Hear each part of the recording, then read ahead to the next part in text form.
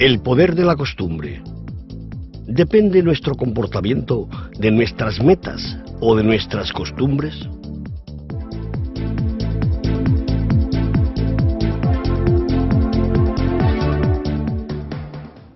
Primero, costumbres perjudiciales o ventajosas. Las costumbres son en sí algo muy práctico. A través de ellas podemos manejarnos en nuestro día a día y en nuestra rutina laboral. Además, nos ayudan en la toma de decisiones y hacen posible que procesos como por ejemplo el de conducir se realicen de forma automática, sin esfuerzo consciente. Por otra parte, las costumbres nos pueden impedir otras cosas, sobre todo cuando se trata de desacostumbrarnos a algo nocivo para nosotros, o cuando queremos emprender un nuevo rumbo en algún tema. La consecuencia es, por lo tanto, que a veces dejemos pasar oportunidades de cambio o que se echen a perder posibilidades con las que podríamos superarnos. Cuanto menos entendamos cómo funcionan las reglas rutinarias de nuestro cerebro, más nos sucederá esto. Para comprender cómo se desarrollan estas reglas, debemos primero saber cómo se originan y qué es lo que ocurre exactamente en nuestro cerebro cuando actuamos por costumbre. A través del uso de modernas técnicas de imagen, se puede observar, por ejemplo, cuando una persona está aprendiendo a conducir, que el córtex prefrontal se activa de manera importante. La razón es que allí está el centro de nuestra consciencia, y quien está aprendiendo a conducir, al principio se tiene que concentrar mucho, tomar en cada momento nuevas decisiones y prestar mucha atención a cada actuación que haga. Desde abrocharse el cinturón hasta el hecho de meter la primera marcha y arrancar. Con el tiempo mejoramos, lo que significa simplemente que se crean nuevas conexiones neuronales en nuestro cerebro y que poco a poco se fortalecen y se fijan. Poco a poco, la habilidad de conducir se mueve al interior de nuestro cerebro y la actividad en el córtex prefrontal, es decir, en nuestra consciencia, se debilita, hasta que al final la habilidad de conducir se vuelve costumbre y se impregna en nuestro sistema límbico. El científico experto en circulación de vehículos, Michael Schreckenberg, de la Universidad de Duisburg-Essen, hizo la siguiente formulación. En los recorridos rutinarios, los conductores desconectan frecuentemente el cerebro. Puede sonar peligroso, pero en realidad tiene mucho sentido. Al haber automatizado el hecho de conducir y haberlo pasado a ser costumbre, queda más capacidad libre para concentrarse en cosas más importantes.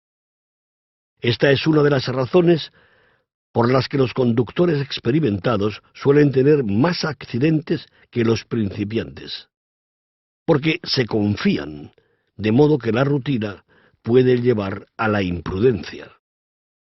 Una vez que hemos conseguido que una actividad se vuelva rutina y se impregne en nuestro sistema límbico, se queda allí y nos acompaña toda la vida.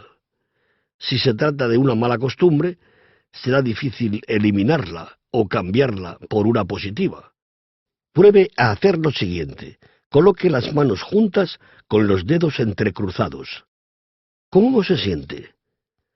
Seguramente se siente muy cómodo y le parezca una postura relajada. Ahora cruce los dedos gordos en el otro sentido. ¿Cómo se siente ahora? Posiblemente se sienta algo raro o incómodo. Lograr que una nueva postura, como esta, se sienta como algo normal, suele llevar un par de semanas. Mientras tanto, nuestro sistema límbico seguirá mandando informaciones de alarma a nuestro cerebro consciente, comunicándole que algo no está bien, o al menos como siempre. Esto lo descubrió la científica estadounidense Donna Markova. Si un insignificante cambio de costumbres como este requiere 2 semanas para grabarse en el sistema límbico, Puede usted imaginarse por qué resulta tan difícil, en lugar de dulces, comer fruta, en lugar de tomarse una cervecita por la noche, beber un vaso de agua, o en vez de tumbarse en el sofá y ver la televisión, salir a hacer deporte. Las costumbres pueden, por tanto, impedirnos realizar cambios, y no solo en la vida privada, sino también a nivel laboral.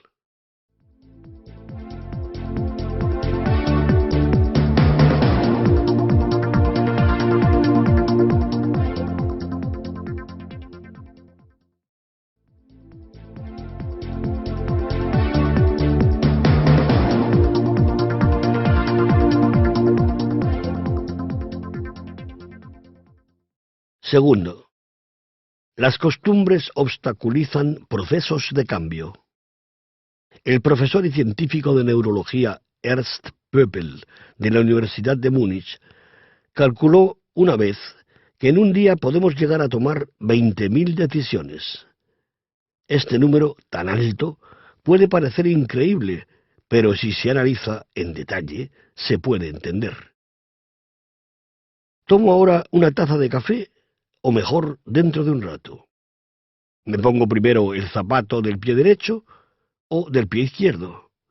¿Meto las llaves en el bolsillo de la chaqueta o las guardo en el bolsillo del pantalón? Cada acto que llevamos a cabo precisa la toma de una decisión previa que, por lo general, realizamos de manera inconsciente, justo por costumbre. Si tuviéramos que tomar esas 20.000 decisiones al día, siempre conscientemente, nos volveríamos rápidamente incapaces de actuar. Las costumbres tienen además otra ventaja. Nos dan la sensación de seguridad porque cuando hacemos algo por costumbre, nos suele salir bien. Y cuando hacemos algo de forma correcta, nos alegramos, ya que nuestro cerebro produce el neurotransmisor dopamina. Este sentimiento de bienestar nos lleva a querer repetir la acción, o al menos la manera en la que realizamos la actividad rutinaria. Lo que es bueno por un lado, puede terminar siendo un problema, pues las costumbres limitan nuestras posibilidades a la hora de actuar, nos impiden ver nuevos caminos e interfieren en nuestra flexibilidad. En el despacho siempre tendemos a tomar el café en la misma taza, y si no la encontramos, porque nuestro compañero la está utilizando, podemos ponernos irritables. Cuando se modifican las reglas, se reacciona con resistencia. ¿Para qué cambiar si las cosas funcionan bien así como están? Si todos pensásemos así, no habría cabida a la creatividad ni a la creación de ideas innovadoras. Las ideas de nuevos compañeros de trabajo serán por tanto cuestionadas. Los consejos de personas externas también se verán como innecesarios. En un estudio de IBM salió a la luz que alrededor del 60% de todos los proyectos de gestión de cambio o no resultan o se quedan a medias. La razón de este fracaso es la manera de pensar y la actitud de los que lo llevan a cabo. Para poder frenar este tipo de desarrollos y procurar que las tareas no se realicen por rutina, la compañía aérea alemana Lufthansa cambia los equipos de trabajo cada cierto tiempo. Otras empresas, por ejemplo, han tenido buenas experiencias con el programa triple doble. En este método se coloca al candidato o candidata para el puesto en dos puestos distintos y en dos lugares de trabajo diferentes, antes de que reciba una oportunidad de verdad para ascender. Este tipo de proyectos tienen su porqué, ya que impiden rutinas no deseadas y aumentan la flexibilidad.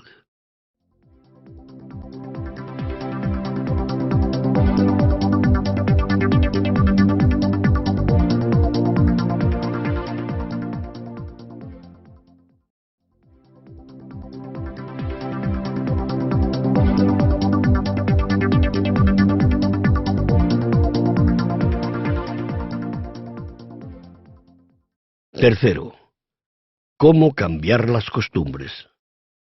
El psicólogo Elliot Aronson, profesor en la Universidad de California, en Santa Cruz, se ocupa principalmente del asunto de cómo cambiar las costumbres. El hecho de que no solo tenga una respuesta teórica a esta cuestión, sino que también puede demostrarlo prácticamente, se debe a su propia experiencia. Durante el tiempo que trabajó de profesor en Santa Cruz, observó que sus estudiantes se tomaban la vida sexual de una manera bastante despreocupada e insegura. No parecían tener miedo de contraer el SIDA. Esta observación la comprobó con una encuesta en la que salió que solo un 17% tomaba precauciones al tener relaciones sexuales. Este resultado dejó tan preocupado a Aronson que se propuso encontrar una solución para cambiar la actitud de los jóvenes. En realidad, solo había dos opciones: o educaba a los jóvenes para tener menos sexo, o les enseñaba a usar preservativos. Al final, se decidió a idear un método para poner en práctica la segunda opción. Su solución resultó muy sencilla y efectiva. Convirtió a los mismos estudiantes en educadores comunicadores. Por ejemplo, hizo que los estudiantes rodaran ellos mismos vídeos en los que explicaran los peligros que representa dicha enfermedad. Les dejó también dar charlas sobre el tema y les transmitió el sentimiento de que a través de estas conferencias podrían salvar vidas. En conclusión, motivó a los estudiantes a transmitir el mensaje de un comportamiento que no practicaban. Mirado de una manera científica, no se trató de otra cosa que crear a los estudiantes una disonancia cognitiva. En otras palabras, mala conciencia. 6 meses más tarde, cuando Aronson realizó de nuevo la encuesta, fueron otros los resultados que salieron. Un 70% de los estudiantes que habían tomado parte en su campaña utilizaba ahora preservativos.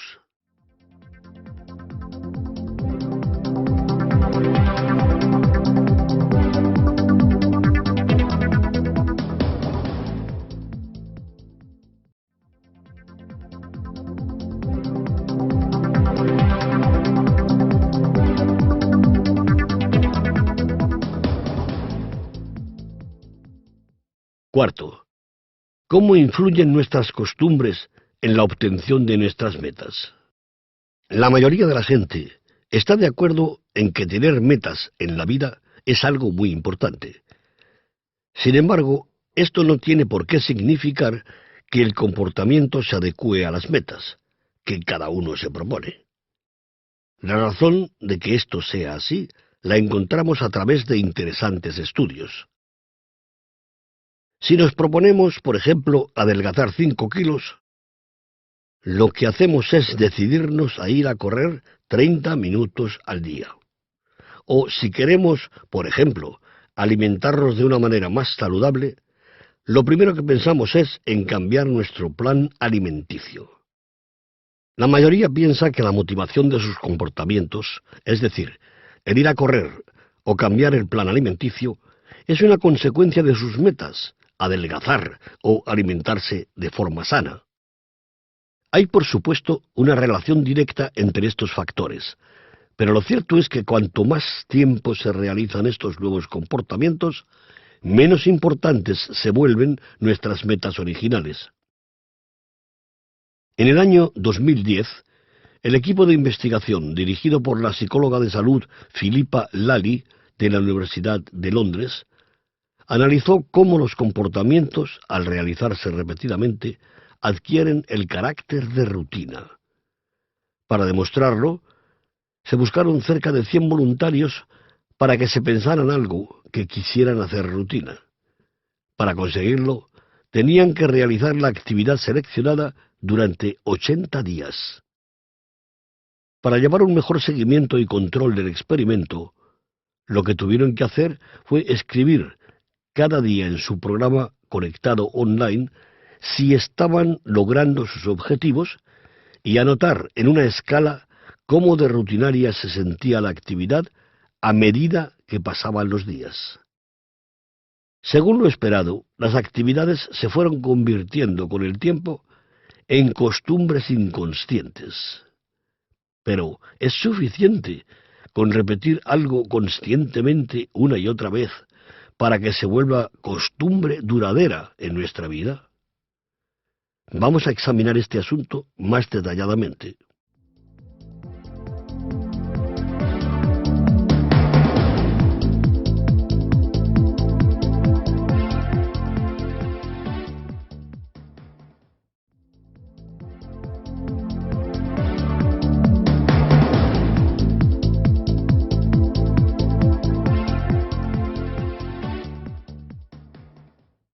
Quinto, las costumbres y los procesos de aprendizaje asociativos.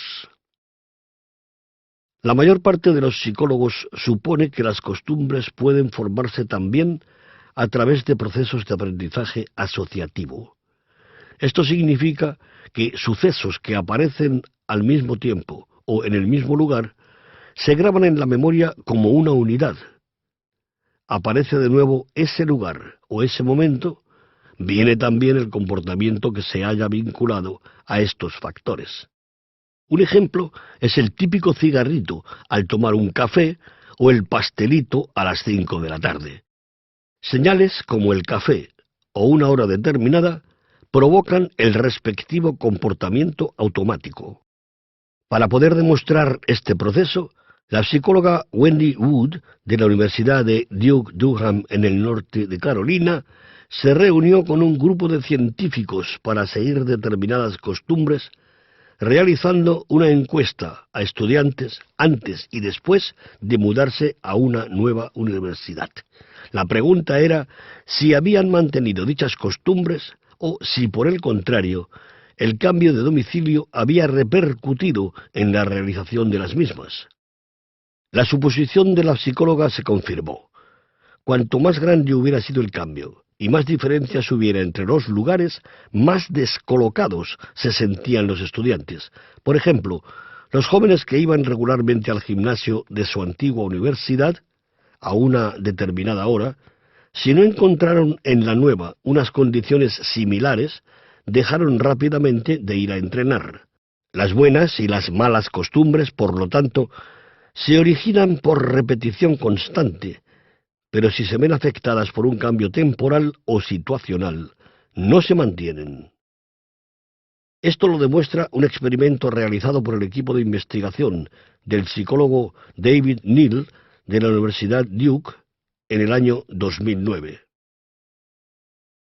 Los voluntarios tenían en este caso que anotar en una escala en qué medida creían ellos que influía el querer alcanzar una meta con el hecho de llevar a cabo determinados comportamientos. Por ejemplo, hacer deporte y el objetivo de perder peso. El resultado fue más que interesante. Cuanto más reforzadas estaban sus costumbres, más creían ellos que sus metas los motivaban. Los científicos, para demostrar que esta afirmación no era cierta, hicieron lo siguiente. En un ordenador, los participantes tenían que diferenciar palabras como por ejemplo correr o fruta de otras palabras seudónimas. Antes de que se pudieran leer las palabras principales, aparecían en pantalla a una velocidad de milisegundo otros términos, de manera que los voluntarios no pudieran percibirlo conscientemente. Si la costumbre, por ejemplo, llevar una alimentación sana fuera dependiente de la meta, adelgazar, debería aparecer en el cerebro de los voluntarios un vínculo fuerte y claro entre los dos conceptos, costumbre y objetivo. La percepción inconsciente, por ejemplo, del verbo adelgazar, debería acelerar el proceso de reconocimiento de la palabra deporte. La evaluación del experimento demostró algo muy diferente. Solo nombres subliminales directamente relacionados con el deporte, como deportivas o pesas, hicieron que los estudiantes reconocieran más rápidamente la palabra deporte. Con esto quedó claro que había una fuerte asociación entre palabras del mismo tema, como deporte y deportivas, pero no explícitamente con las metas propuestas. Así se puede ver que nuestras costumbres, a la larga, dejan de tener relación con nuestras metas.